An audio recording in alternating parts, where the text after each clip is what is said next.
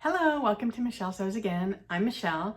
It's Friday, so you know what that means. It's another hashtag Friday Sews. If you want to hear what I've been sewing, what I have planned next, and a little bit about life, then please stay tuned.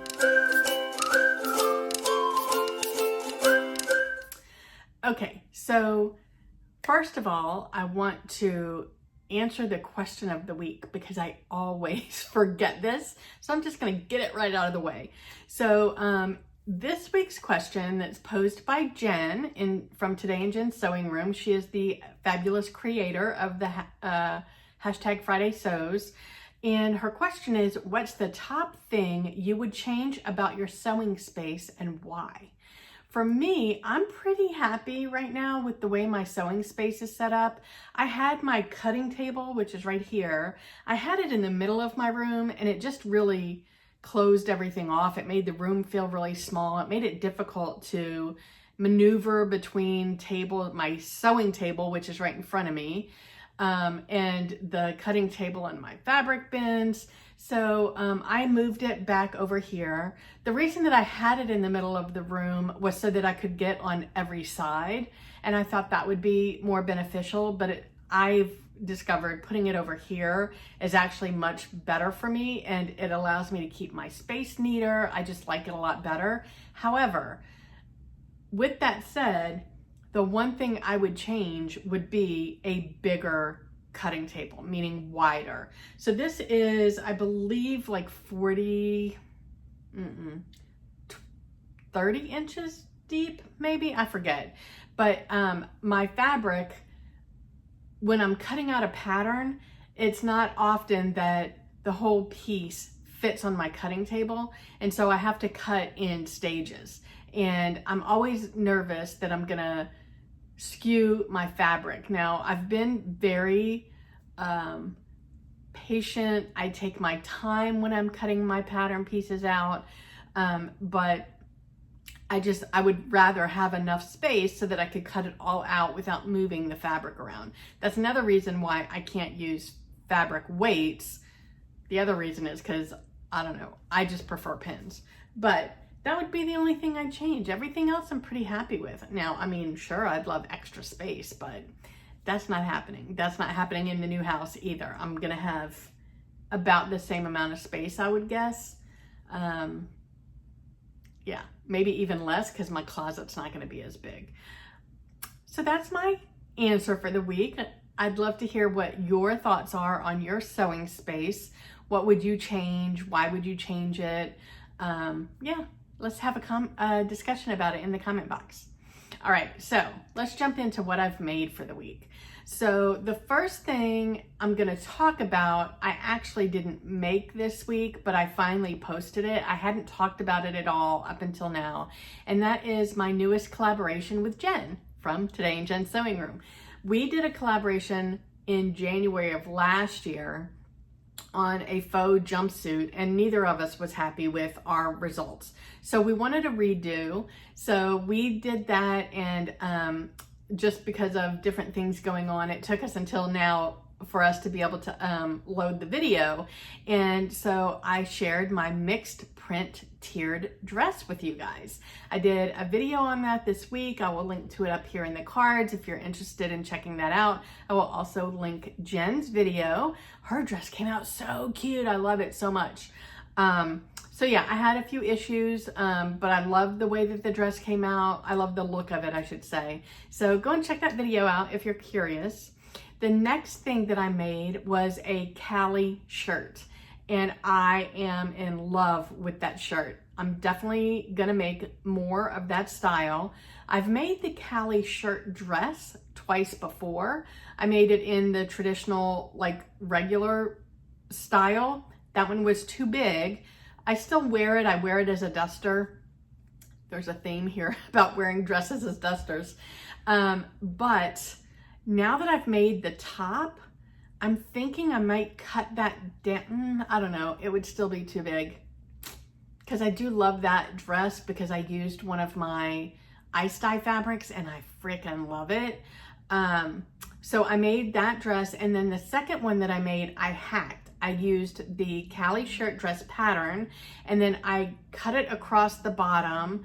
and I put a ruffle. And my goal was to do a sew the look from a pattern that I had seen on Pinterest that I really liked. Or maybe it was Anthropologie, I can't remember now. But so I've made the Callie shirt dress twice, and now I've made the tunic.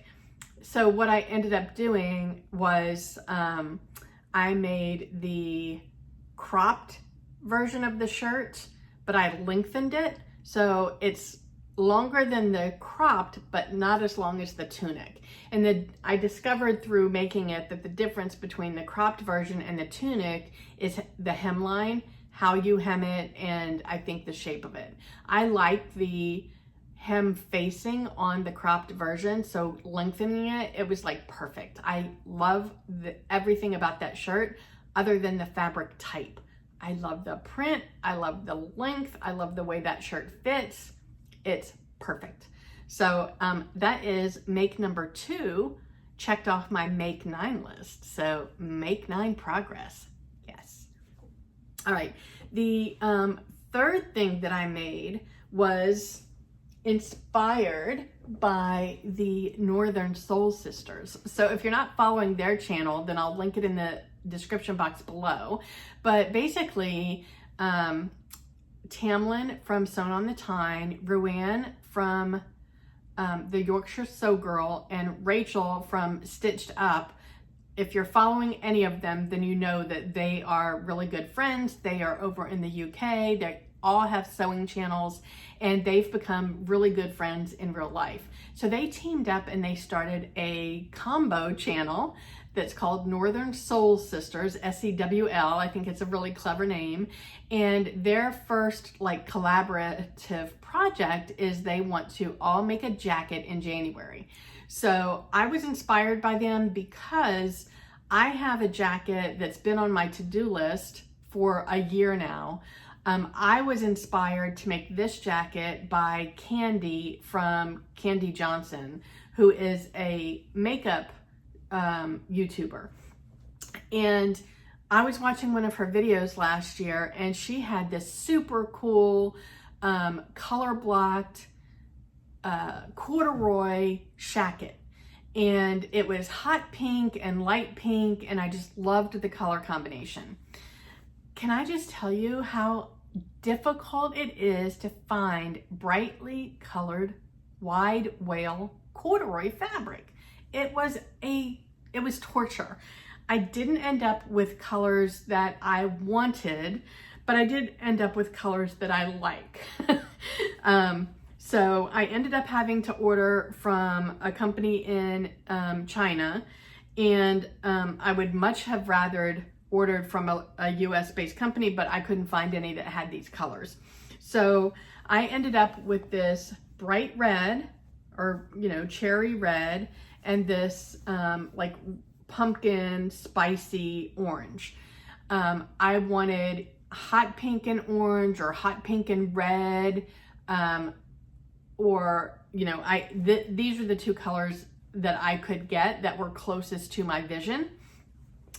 Surprisingly, they are both on my color card. The red and they're both on here. They're one of the darker colors. So, yeah, so this one is close to the orange and this one is close to the red. So I am gonna do a full tutorial on this, or not tutorial, not me.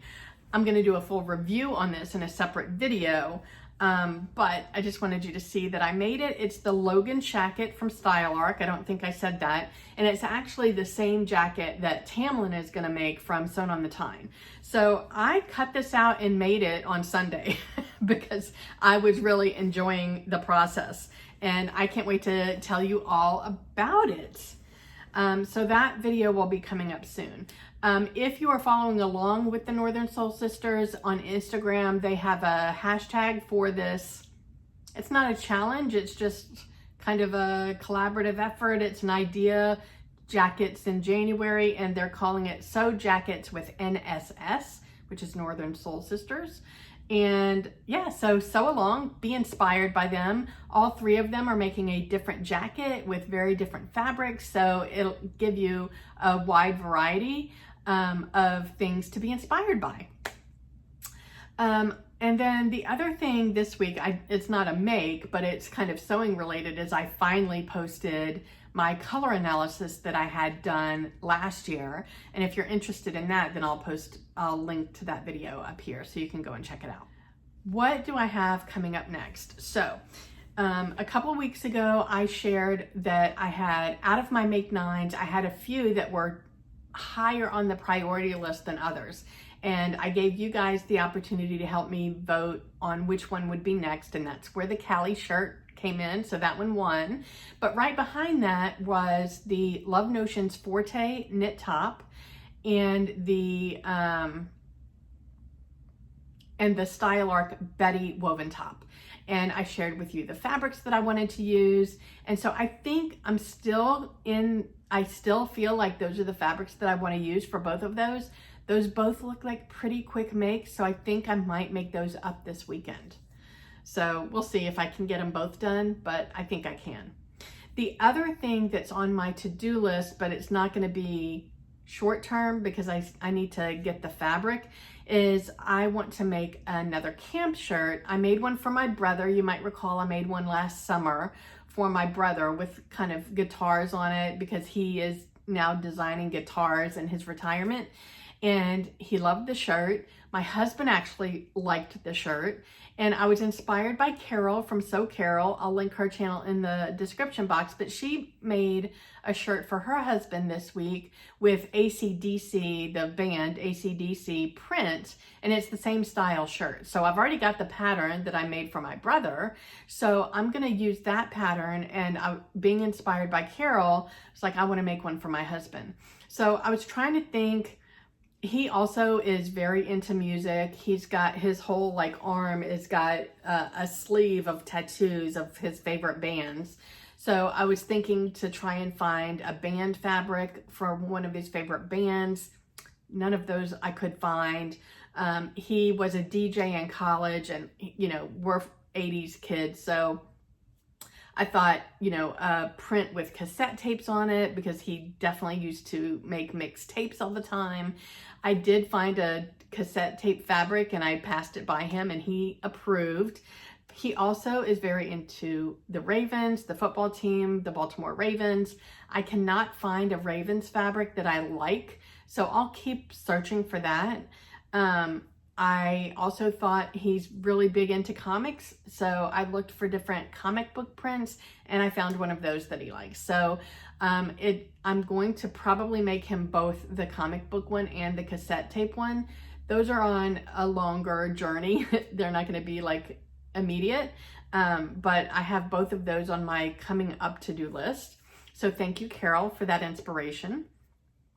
And then also sewing related, but not a sewing project for immediate, I want to start going through my ice dye scraps and start laying them out and figuring out how I want to put the colors together. And then I need to find a pattern that is easy, but not, I've decided I don't want to just do a scrap, what's it called?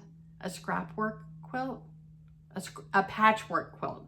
I don't think I want to do that. I want to do something a little bit more interesting, but not too complicated. I found a few on Pinterest that I think I could do and would be interesting enough. I'm going to go to my local quilt shop, which is literally across the street from where I live, and ask for some input from them. I need a background fabric and a backing fabric.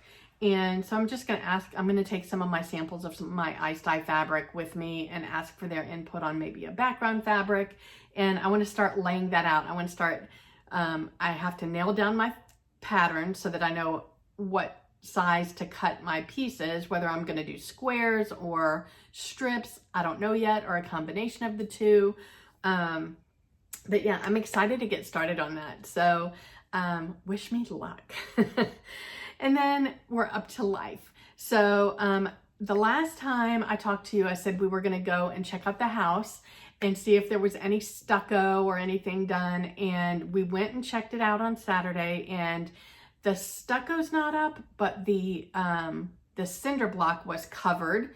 So I think they do some kind of a layer of something before they start the stucco work.